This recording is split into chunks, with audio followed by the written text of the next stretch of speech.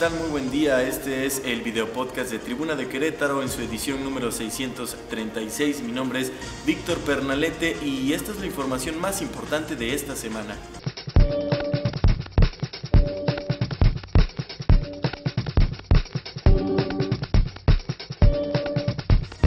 José Luis Piñeiro, quien es investigador de la UAM Iztapalapa y coordinador del libro La Seguridad Nacional en México, debate actual, indicó que la movilización policial de 400 elementos que participó en el operativo en la colonia Candiles, pues es un golpe mediático para tranquilizar a las buenas conciencias. Vamos a ver esta nota. Con una primera quincena de septiembre llena de sucesos delictivos, el 18 de septiembre marcó la percepción de seguridad en el estado de Querétaro. Al filo de las 2:30 de la tarde, un operativo comandado por la Dirección de Investigación del Delito, DIF, llegó al condominio Sandro Botticelli, ubicado en la avenida Camino Real 451 en la zona de Candiles, en el municipio de Corregidora. De acuerdo a la versión oficial, en el número 112, un grupo de delincuentes recibió a los miembros de la Procuraduría General de Justicia, PGJ, a balazos, por lo que los policías respondieron el ataque. El intercambio de fuego se alargó durante por lo menos media hora, esto de acuerdo con las versiones proporcionadas a este medio por testigos en la zona. A los pocos minutos llegaron refuerzos, no solo de la DIF, sino también de la Policía Federal, la Estatal y las corporaciones municipales de Querétaro, Corregidora y El Marqués. Unos 400 elementos de seguridad acordonaron la zona y lograron poner en orden la situación. Sin embargo, 4 elementos de la DIF fueron heridos, uno de los cuales perdió la vida. A partir de la balacera en Corregidora, se suscitaron varios operativos en diversas colonias de la capital queretana, lo que causó cierto pánico y psicosis en la población. Los operativos terminaron con otros 4 delincuentes puestos a disposición de la autoridad correspondiente y la incautación de armas y granadas. El miércoles, Querétaro amaneció diferente. Haber sentido la delincuencia organizada tan cerca, simbrando la piel de los queretanos, cambió el sentido de los días. Pensar que 100 patrullas contra 5 narcotraficantes es nada más para dar la imagen de que miren, tenemos capacidad de respuesta, todo está fácil, eran 5 tipos. Hay una actitud muy similar a la que veíamos en Monterrey en términos de que la autoridad niega el hecho en lugar de investigar, profundizar. ¿Qué hecho? El hecho que ya se está presentando en Querétaro. Ya hay presencia de los caballeros templarios, puede haber eventualmente también presencia de otros cárteles que no han funcionaba en Querétaro. Entonces es tratar de tapar el sol con un dedo, o también, no sé si lo digan las autoridades acá, no, es delincuencia común. Al no hablar sobre el tema, sobre la crisis, en realidad se cree que al desconocerlo se evita, se limpia, pero está ocurriendo. Bueno, pues en información de nuestra universidad, integrantes de la Unión Nacional de Trabajadores, del Movimiento Resistencia Juvenil y del Movimiento Yo Soy 132 entregaron en el auditorio Fernando Díaz Ramírez documentos a los diputados federales por Querétaro del Partido Acción Nacional para que estos voten en contra de la reforma laboral presentada por Felipe Calderón Hinojosa. Marcos Aguilar Vega, Raquel Jiménez, José Guadalupe García y Ricardo Naya fueron los diputados que estuvieron presentes en la UAC y que recibieron estos documentos. Ustedes en este momento representan a los queretanos, no solamente a los panistas o a los que votaron por el PAN. Es en ese sentido que estamos solicitando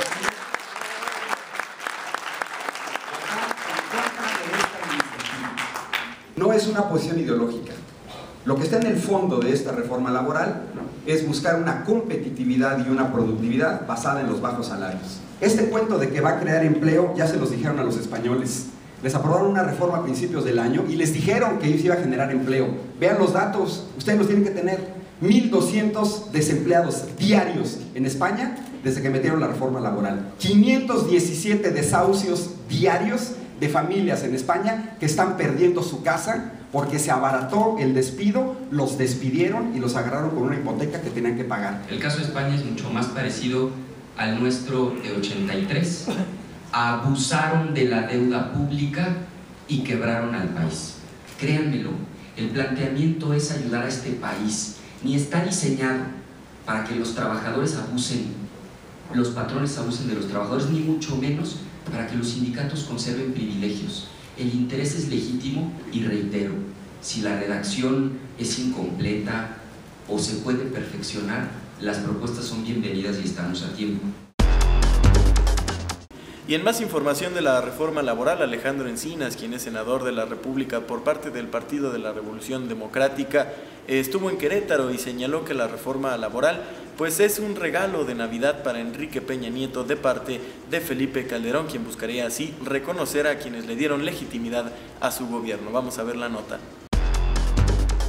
La reforma laboral es un regalo de Navidad que Enrique Peña Nieto y Felipe Calderón pretenden obsequiar a los poderes fácticos, quienes les han dado la legitimidad y los recursos para sostenerse en el poder, sostuvo Alejandro Encinas Rodríguez, senador por el Partido de la Revolución Democrática, PRD. Durante su visita a la ciudad de Querétaro el viernes 21, el ex jefe de gobierno del Distrito Federal anunció que los partidos de izquierda recurrirán a todas las prácticas parlamentarias y jurídicas a su alcance para evitar la aprobación de la iniciativa preferente de reforma a la Ley Federal del Trabajo, misma que fuera turnada al Congreso de la Unión por el titular del Ejecutivo Federal, Felipe Calderón. Actualmente, advirtió, trabajan en colaboración con distintas organizaciones sindicales a fin de conformar un frente social que les permita solidarizarse y obtener un respaldo social, ya que dijo, los trabajadores tienen que defender sus derechos. Para el ex jefe de gobierno del Distrito Federal, la iniciativa de reforma a la Ley Federal del Trabajo propuesta por el Poder Ejecutivo rompe con el principio de constitucionalidad que garantiza la certeza y estabilidad en el empleo, para dar paso al derecho de los patrones a despedir. Además de devenir en una precarización del salario y las condiciones de trabajo, afirmó que la contratación por horas dará paso a la pérdida de las prestaciones sociales más importantes, desaparición del derecho a huelga, disolución de la contratación colectiva, desaparición de las prestaciones sociales, incremento de la subcontratación, también conocida como outsourcing, para eludir las responsabilidades laborales, además de una cadena de despidos, son algunas de las consecuencias que Encinas Rodríguez avisoran en el supuesto de que la iniciativa preferente de reforma laboral llegara a aprobarse.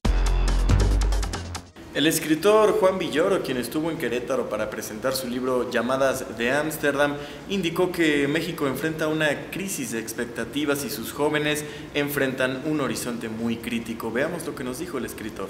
A mí me tocó un país en donde la posibilidad de alternancia democrática era una utopía. Era un México donde los partidos luchaban por su registro. Era un mundo, digamos, de gran apuesta por el porvenir, de transformaciones culturales y políticas que iban a llegar, ¿no? Y que se distingue mucho del presente. O sea, yo definiría el presente como un momento de crisis de expectativas. Con la alternancia democrática que nosotros vivimos primero con Vicente Fox y que luego se refrendó el partido de los que antes habían sido de oposición, el de Felipe Calderón, digamos que hubo una gran crisis de las expectativas, porque al fin México llegó a la alternancia democrática con probablemente dos de los peores gobiernos que hemos tenido en la historia. Entonces yo creo que el descontento de los jóvenes está plenamente justificado porque sus condiciones de existencia social son muy precarias hoy en día. ¿El regreso del PRI significa, sí, Peña Nieto, ese regreso a México de los 70s? Yo creo que sí. No necesariamente, porque yo creo que peor aún significa un regreso al México a principios de los 90 con Salinas de Gortari. Yo creo que es muy interesante en lo positivo. Y luego está pues la manipulación política, el dopaje, el malinchismo, el machismo, la xenofobia, todo lo que también suscita el fútbol. Entonces yo creo que es un espejo acrecentado, exagerado, histérico de nuestra sociedad, que si le sacas un adecuado promedio, define bastante bien lo que somos, ¿no? ¿Qué va a ser primero? ¿Que México sea un país democrático y justo o campeón mundial de fútbol? No, democrático y justo. ¿Sí? ¿Sí, claro? Sí.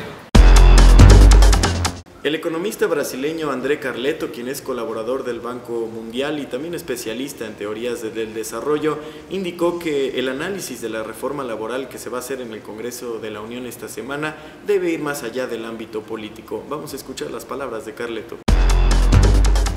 Es muy sencillo discutir, decir, opinar en no y buscar razones donde no las hay, o sea, armar un argumento, o sea, estéril.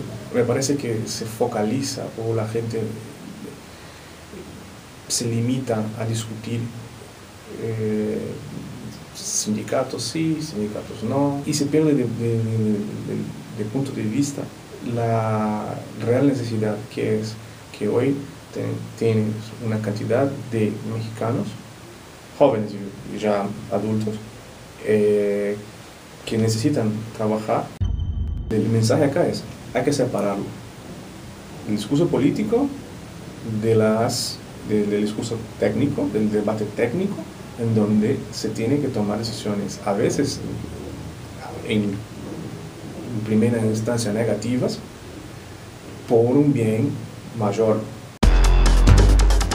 Para Javier Rascado Pérez, quien es comisionado ejecutivo de la Comisión Estatal de Información Gubernamental, Querétaro ha avanzado bastante en transparencia en los últimos años. Sin embargo, todavía hay cosas que se pueden mejorar dentro de la entidad, como la disponibilidad de información municipal en las páginas de internet. Vamos a ver a Javier Rascado Pérez.